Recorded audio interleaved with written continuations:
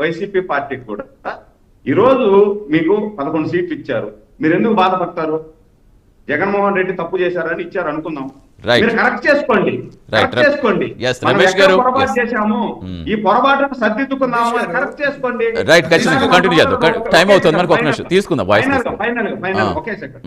ఇందాక మా సోదరుడు జగన్మోహన్ రెడ్డి గారు, రమేష్ ఒక సెకండ్ కంప్లీట్ చేస్తాను. జగన్మోహన్ రెడ్డి గారు క్రిస్టియన్, ఆయన మీద హిందూ మతాలని రెచ్చగొడుతున్నారు.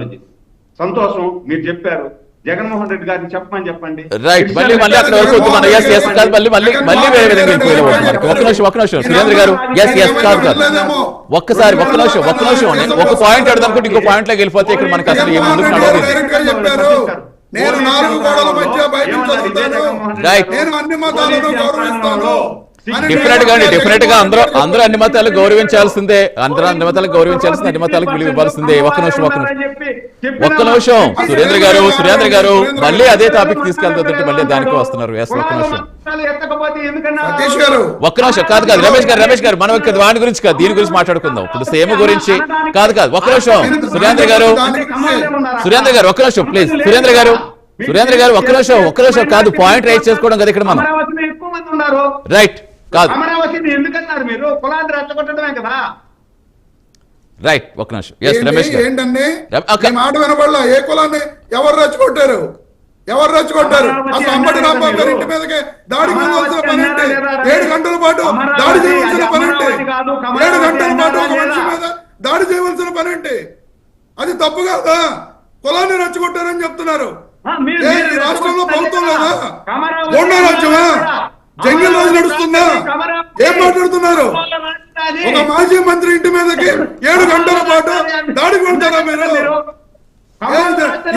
ఈ రాష్ట్రంలో రాజ్యాంగం లేదా?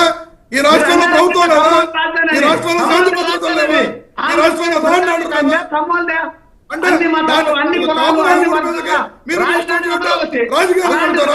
దాడులు చేస్తారా మీరు?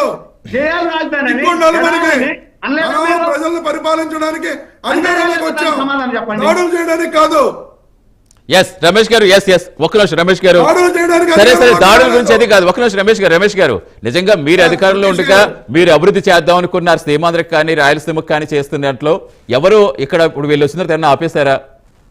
సార్ ఇప్పుడు మేము కూడా అదే చెప్తున్నా, వీళ్ళు ఎంతసేపు కూడా అమరావతిని అభివృద్ధి చేయలేదు, అమరావతిని రాజధానిగా తీసేస్తున్నారని చెప్పి జగన్మోహన్ రెడ్డి గారి మీద నిందలు వేయడం తప్ప, ఇప్పుడు ఆల్రెడీ చంద్రబాబు నాయుడు గారు సెక్రటేరియట్, అక్కడ టెంపరీ సెక్రటేరియట్ కట్టారు, టెంపరీ అసెంబ్లీ కట్టారు, టెంపరీ హైకోర్టు కట్టారు.